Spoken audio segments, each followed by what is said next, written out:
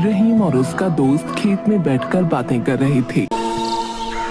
मुझे कल ही मधेपुरा निकलना होगा। अरे ये तो बिहार में है, लेकिन तुम वहाँ क्यों जा रहे हो भाई? अरे मेरी वहाँ के सदर अस्पताल में नर्स की नौकरी लग गई है। मधेपुरा एक छोटा सा स्टेशन था जहाँ कुछ चुनिंदा ट्रेनें ही रुका करती थीं। रहीम ट्रेन से उतरता है और ट्रेन चली जाती है। स्टेशन पर पूरा अंधेरा होता है। पूरा स्टेशन खाली और सुनसान था। दूर दूर तक ना ही कोई दुकान और ना ही कोई इंसान था।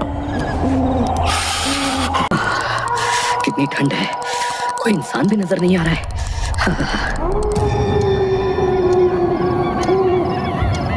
अरे ये कौन है? लगता है स्टेशन मास्टर है। रहीम स्टेशन मास्टर को देखकर थोड़ा सुकून महसूस करता है। चलो कोई तो है यहाँ। रहीम बाहर रिक्शा खोजने के लिए निकलता है।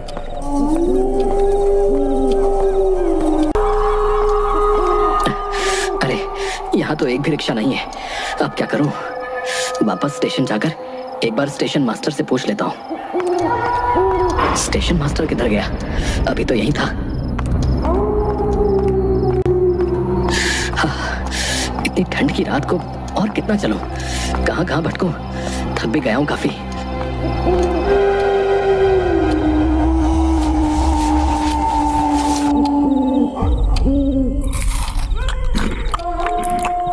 रहीम थक हार कर वहीं पर सो गया।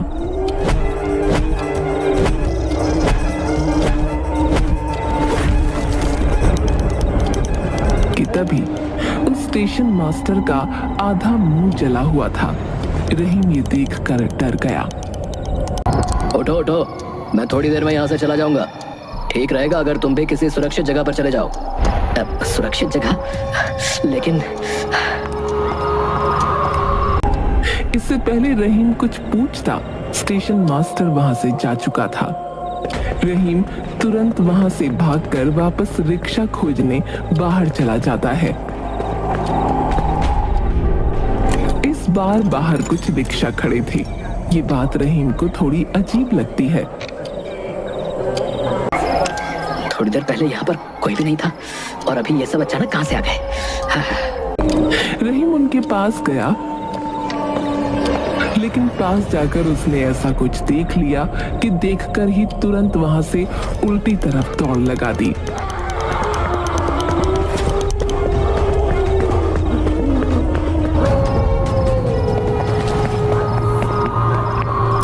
जल्दी चलो भैया, जल्दी। पैसे जितने भी ले लो, लेकिन यहाँ से जल्दी चलो। ऐसा क्या हो गया भैया? पहले यहाँ से चलो।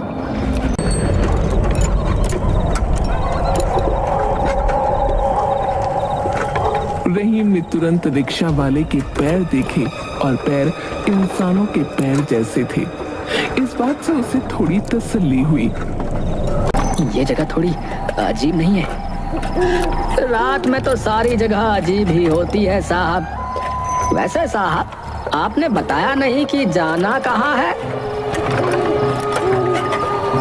अरे हाँ, सदर अस्पताल नगर पट्टी। वो तो बहुत ही अजीब अस्पताल है। क्यों?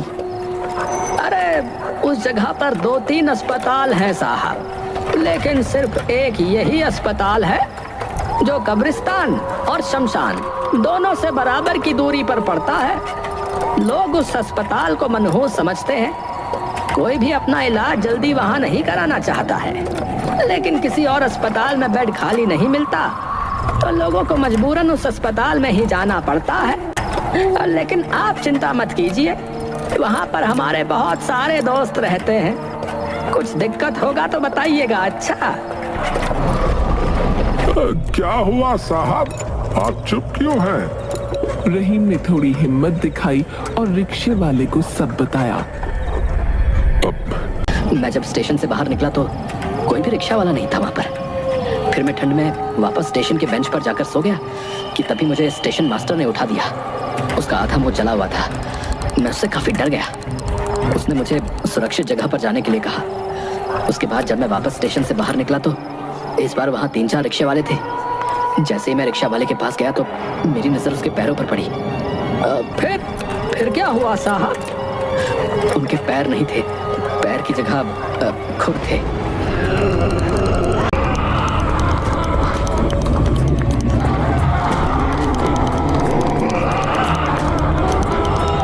या अल्लाह, रात का कोई भरोसा नहीं।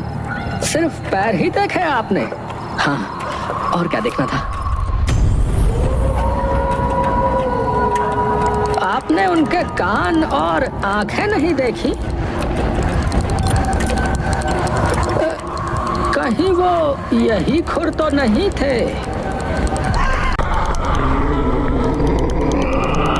रहीम वहीं बेहोश हो गया। लगता है ये रहीम है। अब चलो, कुछ तो काम आसान होगा हमारा। लेकिन ये यहाँ रह पाएगा तब तो? अब मैं कहाँ हूँ? सदर अस्पताल में।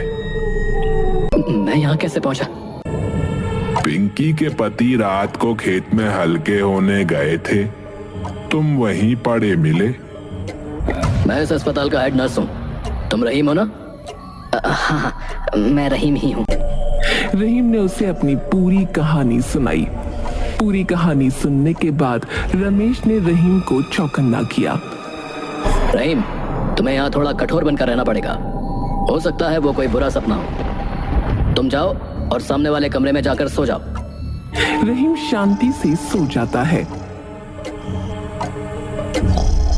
लेकिन उसकी ये शांति सिर्फ कुछ देर तक के लिए ही थी।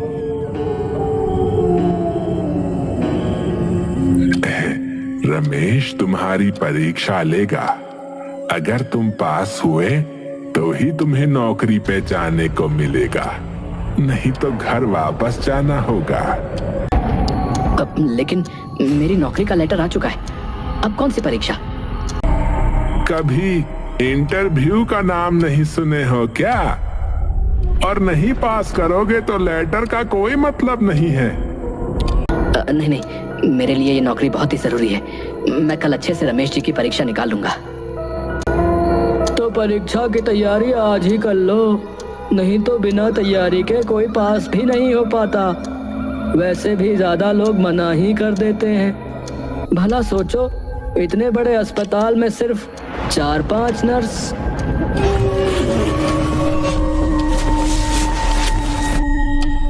सबसे ऊपर मुर्दा घर है, जाके सारी लाशों के मुंह में ये लड्डू रख कर आओ। अगर कुछ हो गया तो अभी ही मेरे साथ कुछ घंटों पहले एक भयावह घटना घटी है। वो तुम्हारा सपना था। यहाँ का माहौल ऐसा है कि लोग ऐसी चीजें सुन सुन के वहम का शिकार हो जाते हैं। तुम ये लड्डू लो और जाके परीक्षा की तैयारी करो। और लड्डू निकालेगा कौन, वरना मुझे डांट पड़ेगी। ये सुनकर सब हंसने लगे। रहीम पीछे मुड़कर देखता है, लेकिन वहां कोई नहीं था। रहीम जैसे ही सामने मुड़ता है, वैसे ही एक परछाई उसके सामने से निकल जाती है।